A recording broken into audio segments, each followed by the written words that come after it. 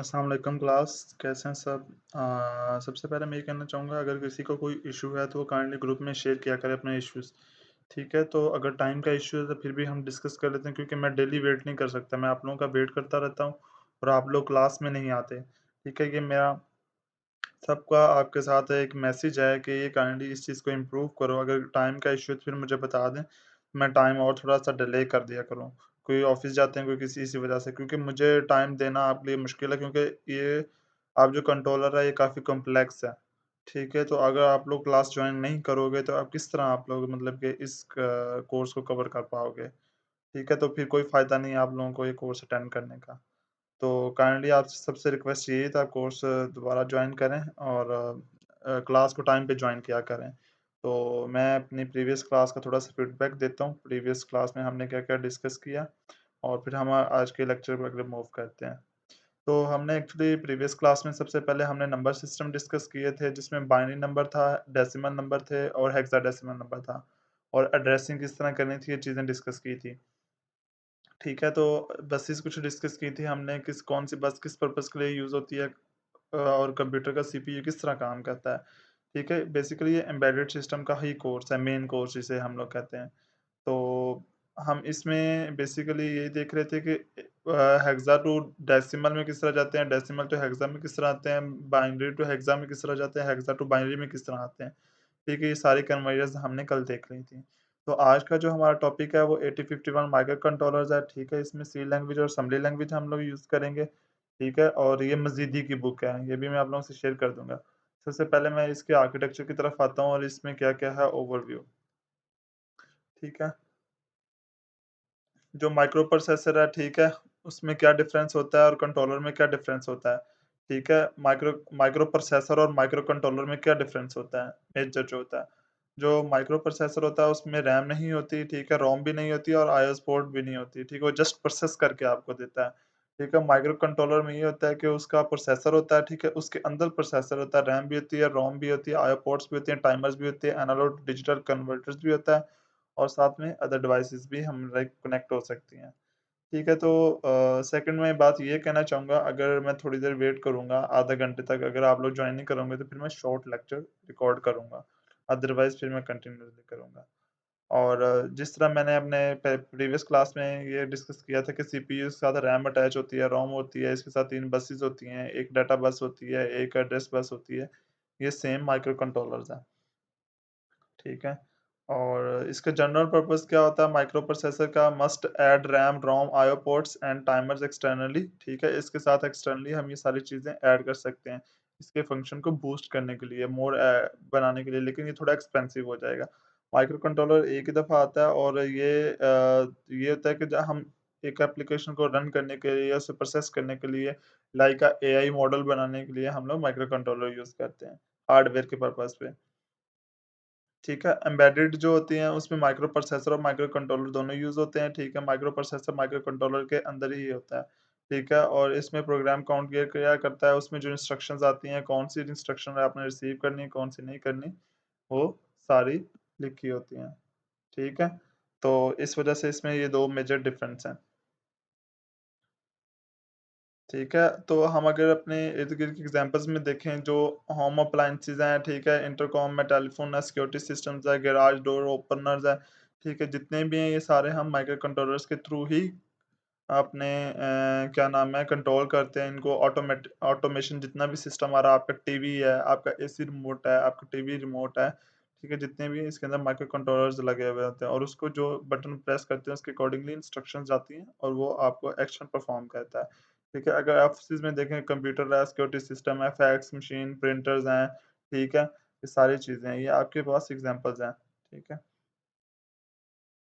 Auto पे अगर देखेंगे जिस तरह हमारे पास यहाँ पे एक कंट्रोलर लगा हुआ है, जीटी पे गैस टरबाइन पे मैं उसको डिस्कस करता हूँ, यहाँ पे लगा हुआ मार्क 6ई और 6ईएस। 6ईएस जो होता है वो सेफ्टी के पर्पज़ के लिए यूज़ होता है, प्रिविलेज लेवल 3 के लिए यूज़ होता है, सिल 3 लगा हुआ है, सेफ्टी इंटीग्रिटी लेवल 3 है, ठीक है? अप टू क्रिटिकल 0.003 तक उसको देखेगा कि कोई क्रिटिकल है तो हाँ, अपनी मशीन को प्रोटेक्ट करेगा, ठीक है? उसके पीछे रिलेज़ लगी हुई हैं, वो ओपन और क्लोज़ होती हैं, ठीक है? जो भी उसको कमांड जाती है उसके अकॉर्डिंगली। और इंस्ट्रूमेंटेशन के लिए ये सबसे ज़्यादा यूज़ होता है, ठीक है? कंट्रोल्स के लिए जहाँ पे कंट्रोल का लफ़्ज़ यूज़ आएगा वहाँ पे माइक्रो कंट्रोलर यूज़ हुआ होगा और हर एक के लिए डिफरेंट कंट्रोलर्स होता है, लेकिन प्रोसेस सेम ही होता है, जस्ट उसका आर्किटेक्चर थोड़ा डिफरेंट होगा, बाकी उसमें जो कोडिंग होगी, जो प्रोसेस होगा उसके अकॉर्डिंगली उसकी कोडिंग होगी, ठीक है? और ये मेन लैंग्वेज जो होती है ये सी लैंग्वेज ही यूज़ हो रही होती है, ये असेंबली लैंग्वेज ही यूज़ होती है, तो असेंबली लैंग्वेज तो खैर पुरानी हो गई है, मेन लैंग्वेज ही यूज़ हो रही होगी आप लोगों के लिए। ठीक है? तो ये manufacturers of general purpose microprocessor have targeted their microprocessor, ठीक है? और जितने भी मैन्युफैक्चरर हैं उनका टारगेट ये होता है कि अच्छा, मोर एफिशिएंट और चीपर और हाई क्वालिटी का हो, और ये सारे उसके हैं, ठीक है? आगे हम जाके ये चीज़ें आप लोग देख लेना। तो हम मूव करते हैं नेक्स्ट पे कि हमारे कंट्रोलर की जो है वो कौन-कौन सी कैटेगरीज़ हैं, ठीक है? इसमें है हमारे पास 8 बिट माइक्रो कंट्रोलर्स है, मोटोरोला का 6811, इंटेल्स का 8051 है, ठीक है? जो हम लोग स्टडी करेंगे वो इंटेल का 8051 है, ज़ाइलोग का Z8 है, चिप पिक है, ठीक है? ये सारे जो 3 कैटेगरीज़ है ना सारी सेम ही हैं, लेकिन हम जो डिस्कस करेंगे वो इंटेल का ही डिस्कस करेंगे। तो इसके लिए हमें डिस्कस करेंगे, और ये जो सारी से इनका आर्किटेक्ट भी तकरीबन सेम है और इनकी कोडिंग भी सेम है, ठीक है? तो हम एक डिस्कस करेंगे, जस्ट थोड़ा-सा डिफरेंस होगा, इनके जो प्रोग्रामर्स होंगे ना, इनमें हम इसकी कोडिंग करेंगे, वो थोड़ा-सा डिफरेंट होगा, वो चेंज होगा और उसमें तकरीबन इंस्ट्रक्शन सबको सेम फीड करवाने हैं, ठीक है? और देयर आर आल्सो 16 बिट और 32 बिट के भी ये माइक्रो कंट्रोलर अवेलेबल है हमारे पास। ठीक है, उसके बाद meeting the computing needs of the task, ठीक है? हम लोग सबसे पहले कोई भी माइक्रो कंट्रोलर सेलेक्ट करते हैं, उसके सबसे पहले हम लोग डाटा शीट पे देखेंगे, इसकी स्पीड कितनी है, पैकेजिंग क्या है, पावर कंजम्पशन क्या है, इसके रोम्स, रैम की स्पेसिफिकेशन क्या है।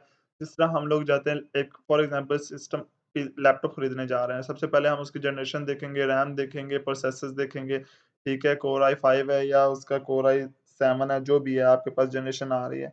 ठीक है, कौन-सा इंटेल का है, किस कंपनी का है, मोर एफिशिएंट है, फिर इस तरह हार्ड ड्राइव पे जाएँगे, एसएसडी लगी हुई है, एचडीडी लगी हुई है, किस कंपनी की लगी हुई है, तोशिबा की लगी हुई है, किसकी लगी हुई है। तो उसमें रैम कितनी है, हमारे सिस्टम की स्पीड क्या है, ये सारी चीज़ें देखेंगे। इसी तरह हम लोग अपना माइक्रो कंट्रोलर सेलेक्ट करने के लिए, कोई भी सिस्टम पे लगाने के लिए डिपेंड ऑन सिस्टम लगता है कि हमारे पास सिस्टम्स क्या है, प्रोसेस क्या है, ठीक है? उसके प्रोसेस के अकॉर्डिंगली हम लोग अपना कंट्रोलर को यूज़ करेंगे।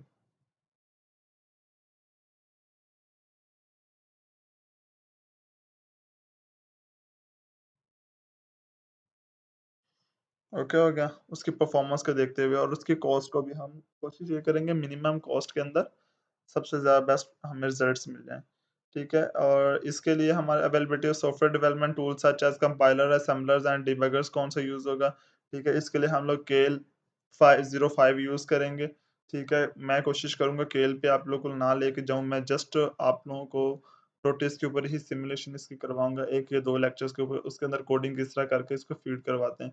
या फिर मेबी कोशिश मेरी ये होगी कि लैब व्यू के अंदर किस तरह आप इंटरफेसिंग करेंगे। ठीक है? ये 1 या 2 लेक्चर एट द एंड होंगे। तो मेरा फ़ोकस अभी इसकी लॉजिक डेवलपमेंट पे होगा और इसकी कोडिंग पे होगा, क्योंकि इसकी कोडिंग थोड़ी-सी कॉम्प्लेक्स है। ठीक है? और नेक्स्ट ये हमारे पास कंपनीज़ हैं डिफरेंट इसकी, ठीक है? इंटेल का ओरिजिनल होता है, एटमेल का भी होता है, जो हमारा आर्डिनो का था वो एटमेल का था, फिलिप्स का भी है, एएमडी का भी है, मेटरा का भी है, डेलॉस का भी है। ठीक है, तो ये सारी कंपनीज़ हैं जो हैं, तो हम लोग 8051 को डिस्कस करेंगे और 8031 को डिस्कस करेंगे इस कोर्स में। दोनों ही इंटेल के हैं, ठीक है? और इनका क्या डिफरेंस है, ये 8 बिट प्रोसेसर्स हैं, ठीक है? और जो डाटा ट्रांसफर होगा 8 बिट्स में होगा हमारे पास, मतलब कि 2 raise power 8 is equal to 255, okay, 256, ठीक है? The 8051 had 128 bytes of RAM है, ठीक है? 4 K bytes of on chip ROM है, ठीक है? 2 टाइमर्स हैं, ठीक है? 1 सीरियल पोर्ट है, ठीक है? सीरियल पोर्ट भी हम डीपली एक्सप्लेन करूँगा, इसका पर्पज़ क्या था और हम इससे क्या करते हैं। 4 आईओ पोर्ट्स हैं, ईच 8 बिट्स है, ठीक है? 6 इंटरप्ट सोर्स हैं। इंटरप्ट सोर्स क्या होते हैं, हम लोग इस पे किस तरह इसको यूज़ करते हैं। सारी चीज़ें हम नेक्स्ट फॉरवर्ड जैसे with the passage of time देखते जाएँगे। ठीक है, नेक्स्ट है 8051 become widely popular after allowing other machines to make and market any flavor of 8051s।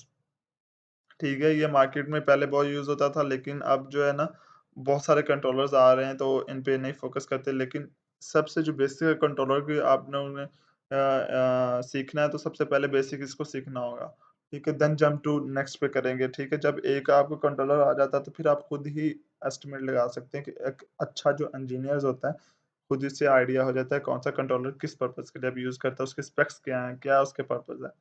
ठीक है। सबसे पहले हम लोग यहाँ पे उसकी फैमिलीज़ को डिस्कस करेंगे, ओवरव्यू देंगे, ठीक है। इंटरप्ट कंट्रोल क्या किस तरह करता है, ठीक है। रॉम की तरफ से कोड किस तरह आएगा, ठीक है। मेजर हमारा होता है जो मेन ब्रेन होता है वो सीपीयू में होता है, ठीक है। जो सीपीयू इसको इंस्ट्रक्शंस दे रहा होगा। यहाँ पे लिखा हुआ है ओएससी, ओएससी का मतलब होता है ऑसिलेशंस। यहाँ पे आपकी फ्रीक्वेंसी जनरेट हो रही होगी। मैंने अपनी प्रीवियस क्लास में जो बताया था कि फ्रीक्वेंसी किस तरह कैलकुलेट करते हैं, फ्रीक्वेंसी क्या होती है। ठीक है? यहाँ पे ऑसिलेशन एक कैपेसिटर लगा होगा, ठीक है? ये आपके नीचे कैपेसिटर्स लगे हुए हैं, ये आपका एक ऑसिलेटर्स लगा होता है, इसके अकॉर्डिंगली आपकी फ्रीक्वेंसी जनरेट होगी, जिसे पल्स हम कहते हैं। पल्स देगा और जिसके अकॉर्डिंगली वो काम करेगा। ये हमारी बसेस होती हैं, जो कंट्रोल बस होती है, एक हमारे पास एड्रेस बस होती है, एक हमारे पास डाटा बस होती है। ये आईओ पोर्ट्स लगी होंगी, सीरियल पोर्ट्स लगे होंगे, टीएक्स, आरएक्स, ट्रांसफर और रिसीव। ठीक है। आईओ पोर्ट्स पे हमारा रिसीव डाटा हो रहा होगा या सेंड डाटा हो रहा होगा। फिर टाइमर्स लगे होंगे, काउंटर्स कर रहे होंगे कि हमारे कितने काउंट्स हो चुके हैं, कितने साइकिल्स हो चुके हैं। ठीक है। चिप्स, रैम लगी होगी जो हमारी टेम्परेरी मेमोरी होगी, रोम होगी जिसके अकॉर्डिंगली हमारे पास इंटरप्ट्स में इंस्ट्रक्शन जाएँगे, जो टेम्परेरी इंस्ट्रक्शंस आएँगी।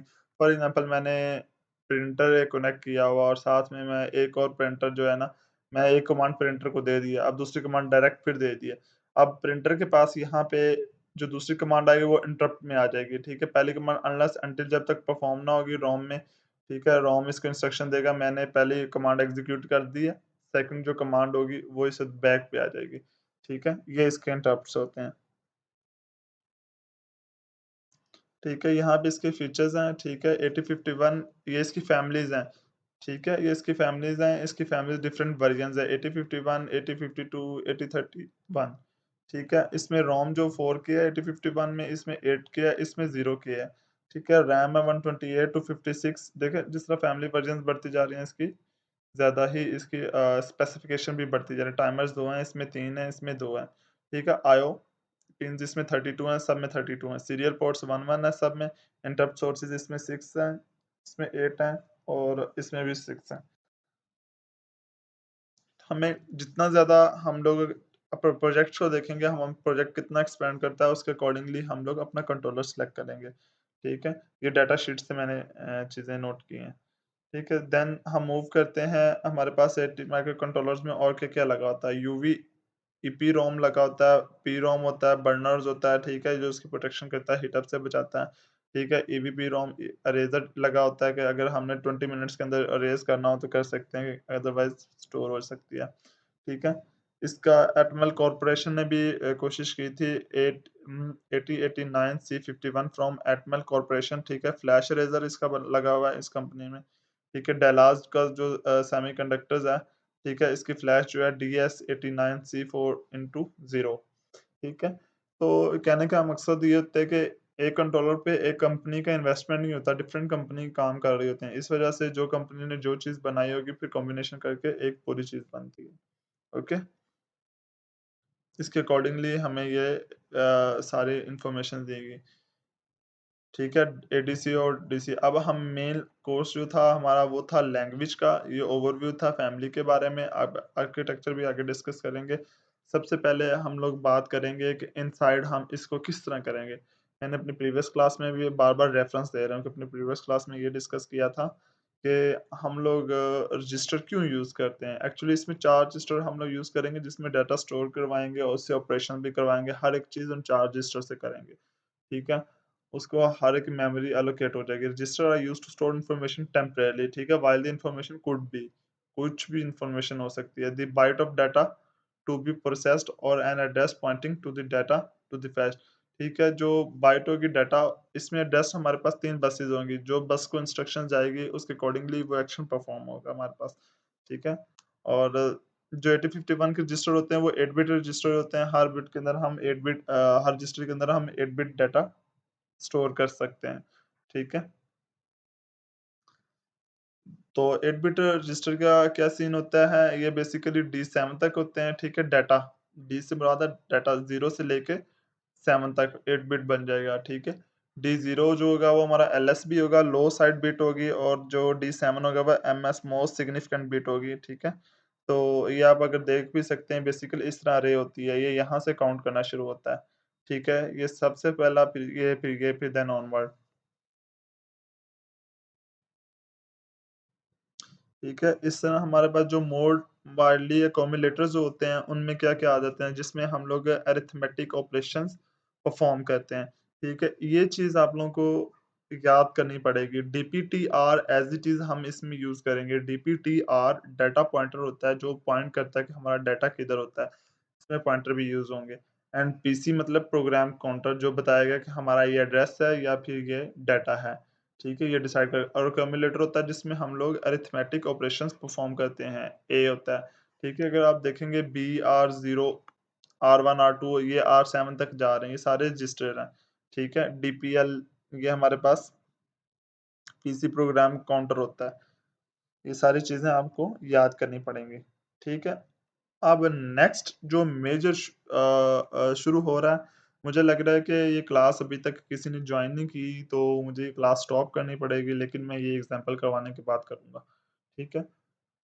एमओवी मतलब मूव, ठीक है? मूव कमांड क्या करती है, ये इसी तरह एक कमांड है आपकी, ठीक है? जिस तरह हम लोग आर्डिनो में कमांड यूज़ करते हैं, ठीक है? ये मूव है, ठीक है? इसे कैप्स में लिखेंगे, ठीक है? कैपिटल लेटर्स में। मूव ये क्या करती है, डेस्टिनेशन सोर्स ही आपका बनाती है, कॉपी सोर्स टू डेस्टिनेशन। जो आपका सोर्स होगा उसको डेस्टिनेशन पे पहुँचा देगी। इसका असल पर्पस क्या होता है, the instructions tells the copy CPU to move in reality copy. Actually जो बेसिकली ये मूव कमांड ये करती है कि जो हम एड्रेस देते हैं, उस एड्रेस पे जो भी पड़ा होता है उसको कॉपी करके जिस एड्रेस पे चाहिए होता है उस पे प्रोवाइड कर देती है। ठीक है? मूव कमांड ये करती है। अगर हम नीचे एग्जांपल में देखें, मूव ए 55, ठीक है? अब जो 55 है, ये ए के अंदर पड़ा हुआ है, या इसको ए 55 को पकड़ के ए के अंदर स्टोर करवा देगी। मूव कमांड क्या करेगी, 55 को ए में लोड करवा देगी, ठीक है? अगर कमेंट्स में भी देखें, load value 55H into register A के अंदर लोड कर देगी, ठीक है? अब इसके साथ हमने हैश लगाया है। अगर ऊपर बार में देखेंगे, हैश का मतलब क्या, signifies that it is a value. अगर हम हैश नहीं लगाएँगे, वो समझेगा ये कोई डाटा है, सॉरी ये कोई एड्रेस है। तो इसका मतलब है, ये हैश लगाने से हमें ये पता चल जाएगा कि ये एक वैल्यू है जो हमने ए एक्यूमुलेटर में स्टोर करवाई है, ए रजिस्टर में स्टोर करवाई है। ठीक है? देन वो क्या कह रहा है, मूव R0 A, ठीक है? अब वो क्या कह रहा है, कॉपी कंटेंट्स ऑफ A, ठीक है? जो लेफ्ट साइड से होगा वो कॉपी कंटेंट होगा, और जो सॉरी जो राइट साइड पे होगा वो कॉपी कंटेंट होगा, कॉपी होगा कंटेंट, और जो राइट साइड पे होगा उस एड्रेस पे हमने जाके स्टोर करवाना होता है, पेस्ट करना होगा। ठीक है? इसका मतलब ये है। ठीक है? Copy contents of A into R0। अब क्या होगा, ए के अंदर हमारे पास क्या पड़ा हुआ था, 55। अब 55 को हमने R0 के अंदर लोड कर दिया। ठीक है? अब वो मतलब कि जस्ट आपको ये दिखाने के लिए ये बार-बार कर रहा है कि इसका मतलब क्या, कॉपी किस तरह करता है और डेस्टिनेशन अपनी किस तरह फाइंड करता है। अब कह रहा है मूव R1 A। अब जो ए का डाटा है वो R1 में भी स्टोर करवाए। ठीक है? अब वो कह रहा है कि R1 में किस तरह store, copy contents of A R0 में भी स्टोर हो गया और R1 में भी हो गया। Copy contents of A into R1। नीचे उसने ब्रैकेट्स में ये भी लिखा हुआ है, now A is equal to R0, R1 और इज़ इक्वल टू 55। पहले ए के अंदर हमने 55 वैल्यू स्टोर करवाई, ठीक है? उसके बाद ए को हमने R0 में स्टोर करवाया, फिर ए को हमने R1 में भी स्टोर करवाया, नेक्स्ट ए को हमने R2 में भी स्टोर करवा दिया। ठीक है? अब R3 में हमने वैल्यूज़ डिफरेंट कर दी हैं। अब R3 में हम लोग कह रहे हैं 95, 95 को R3 में हमने लोड करवा दिया है। यहाँ पे वैल्यूज़ डिफरेंट है। अब R3 को दोबारा ए में लोड कर दिया। ठीक है, अब ए में 55 वैल्यू नहीं रहेगी, क्योंकि उसको रिप्लेस कर रहा है, क्या कर रहा है, 95 कर रहा है। अब ए के अंदर वैल्यू क्या आ गई, 55 आ गई। अब 40 जो 50 सॉरी 95 आ गई। जो 55 होगा वो R0, R1 और R2 में होगा, ठीक है?